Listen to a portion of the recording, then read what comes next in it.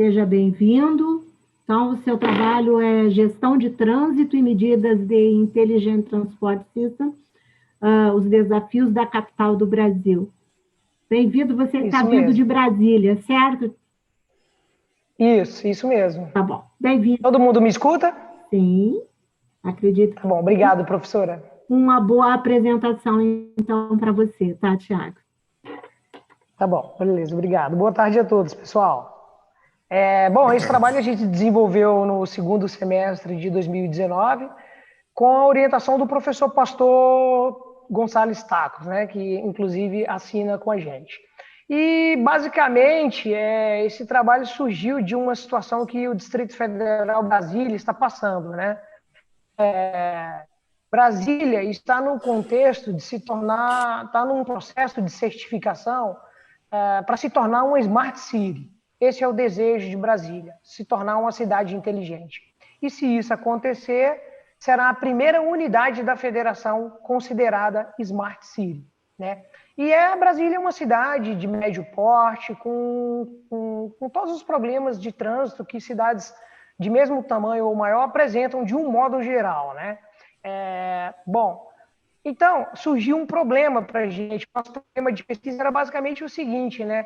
Como o Distrito Federal Brasília, que se propõe ser uma Smart City, pode gerir o trânsito de forma inteligente, melhorando o conforto, a conveniência, a eficiência, a segurança, a sustentabilidade no trânsito para os seus usuários.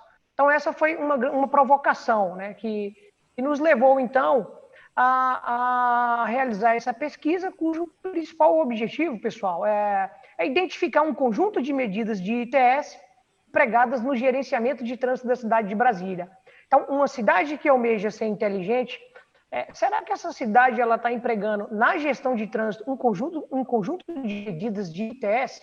Essa foi a nossa grande questão, né? Bom, aí a gente, do ponto de vista de revisão de literatura, a gente revisitou o conceito, né, que basicamente tem a ver com um conjunto de medidas que utilizam tecnologia da informação e comunicação, né, para, na verdade, promover um trânsito muito mais seguro, eficiente, sustentável, né? A gente, no nível de literatura, também elencou os principais benefícios do uso de ITS na gestão de trânsito. Esses principais benefícios têm a ver, sobretudo, com diminuição de poluição ambiental, redução de congestionamentos, redução do número de acidentes ou um melhor gerenciamento de incidentes, né?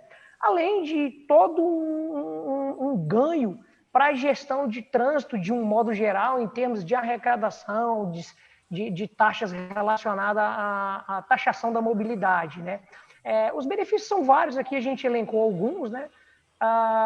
E, por fim, também, em nível de literatura, a gente buscou, na verdade, ver quais são as características de uma implantação de ITS na gestão de trânsito, da mobilidade, sem êxito ou de baixo desempenho. E a literatura mostra, sobretudo, que ela é caracterizada pela falta ou deficiência de estudos de viabilidade, pela definição errada de requisitos, né, pela superestimação das tecnologias ou dos seus benefícios, ou ainda, bom, e isso é bastante comum, pela falta de integração entre os diferentes atores e níveis envolvidos e subníveis, né? Por fim, a gente também acabou vendo quais são as principais recomendações de uma implementação de ITS de êxito, de sucesso, né? E isso, basicamente, é precedido de bons estudos de viabilidade, de uma política nacional de ITS, né? Onde você tem uma atribuição muito clara de todas as partes interessadas, onde você tem, geralmente, uma entidade nacional cuidando da política de implantação de medidas de ITS, né? E onde você tem também arquiteturas que dialoguem com padrões internacionais, de modo que o implemento de determinados serviços, ferramentas, tecnologias, eles não tenham problemas de interoperabilidade. Bom, então, a nossa pesquisa, ela basicamente se desenvolveu em 3 etapas. Num primeiro momento, a gente contextualizou as principais instituições que poderiam ter programas, políticas muito claras, norteadoras de política de ITS, isso tanto no nível federal quanto no nível local do Distrito Federal. Depois a gente selecionou e adaptou o método e, por fim, na terceira etapa, a gente aplicou o instrumento de coleta, né? O método, pessoal, dessa pesquisa foi inspirado no método de rastreamento, no método de avaliação de ITS utilizado pelo Departamento de Transporte dos Estados Unidos. Basicamente, por quê? Porque eles já estão fazendo isso desde 1999, rastreando junto às agências de transporte esses tipos de medida. E então a gente adaptou um dos instrumentos que eles utilizam para o nosso instrumento, né? Desenvolvemos um instrumento com 28 perguntas. O objetivo do instrumento aqui e o objetivo do instrumento do método original é o mesmo: coletar informações sobre ferramentas, serviços, tecnologias, políticas, programas de ITS empregados pelas agências de trânsito e transporte de médio e grande porte, né? No caso lá é o objetivo, esse aqui não foi diferente. Nós agregamos no instrumento, perguntamos aos respondentes qual era o nível de capacitação deles na área de ITS e também perguntamos o nível de domínio e importância de ITS na visão deles para as instituições de trânsito às quais eles estavam vinculados. Bom, então, quais foram os principais resultados, pessoal?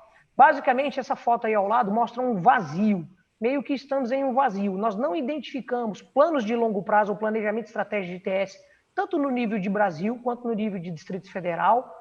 No nível do DF também a gente não identificou uma arquitetura própria de ITS.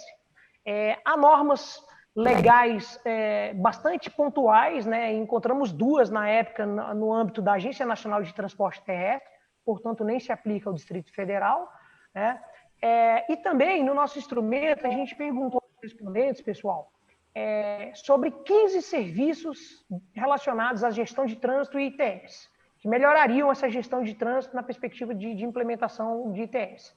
Basicamente, a gente constatou que no Distrito Federal a gestão de trânsito utiliza apenas alguns serviços: leitura de placa em tempo real, contagem de veículos por faixa de circulação, né?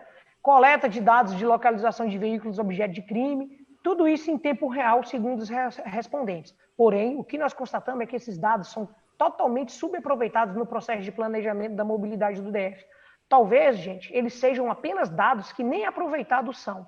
E isso é bastante contraditório com uma cidade que almeja ser Smart City, porque, basicamente, entre outras coisas, ela tende a produzir, processar, armazenar e tornar esses dados informação e disponibilizá-los à comunidade para uma melhor tomada de decisão de mobilidade. E a gente está longe disso, né? Então, significa dizer que não há controles adaptativos de semáforo no DF, não há coleta de informações em tempo real sobre as condições de via, da superfície da via, sobre situações climáticas que podem estar acontecendo na via em tempo real, sobre emissão de poluentes.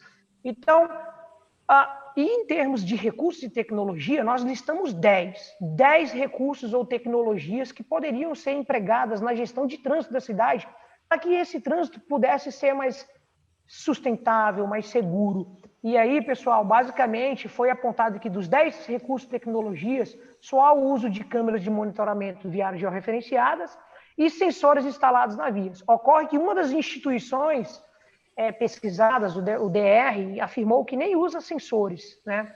Bom, o que nós, nesse momento, evidenciamos na pesquisa é que, na verdade, o Distrito Federal, a gestão de trânsito, não usa sensores instalados em diversos tipos de veículos que poderiam estar munidos de sensores para coletar, processar e distribuir boas informações de mobilidade.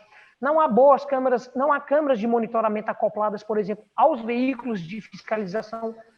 Colegas que estão aí no primeiro mundo na Europa, com certeza tem muitos veículos aí de fiscalização, né? Não existe, essas entidades de trânsito, de gestão de trânsito da capital, não utilizam aplicativo de monitoramento próprio ou software operacionais com sistemas de geolocalização. E talvez, pessoal, o mais interessante dessa pesquisa, nós listamos alguns serviços extremamente importantes para melhorar o trânsito, para torná-lo mais sustentável, e como, por exemplo, ondas verdes, prestação de informações em tempo real à população, mensuração do nível de poluição. E nós perguntamos o grau de importância para os respondentes, e eles disseram que isso era prioritário ou muito importante. Quase 100% dos respondentes afirmaram isso. Porém, quando nós perguntamos sobre o grau de domínio deles sobre essas informações, era insatisfatório ou muito ruim, né?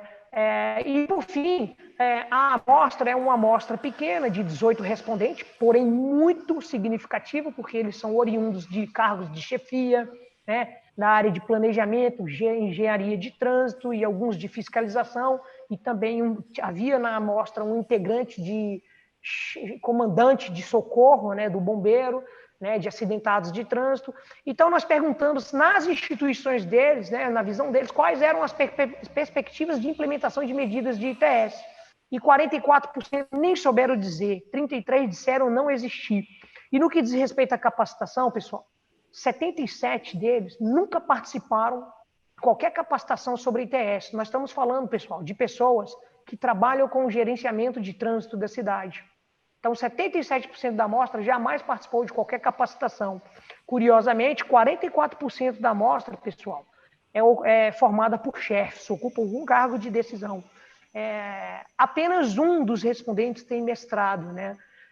Basicamente, então, a conclusão da nossa pesquisa o Distrito Federal, em termos de gestão de trânsito, e, na verdade, de mobilidade, ele carece de uma gestão integrada de mobilidade, né?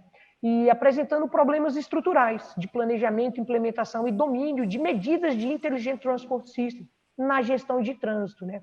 Os poucos recursos empregados, eles estão desconectados, são subaproveitados, e pode ser, pessoal, que isso seja, de fato, um enorme desafio para Brasília, que, se de um lado almeja ser qualificada como uma cidade inteligente, de outro, em termos de gestão de trânsito, ela apresenta enormes desafios, seja de qualificação dos seus quadros técnicos, seja de problemas de serviços e tecnologias de gestão de trânsito inteligente empregados.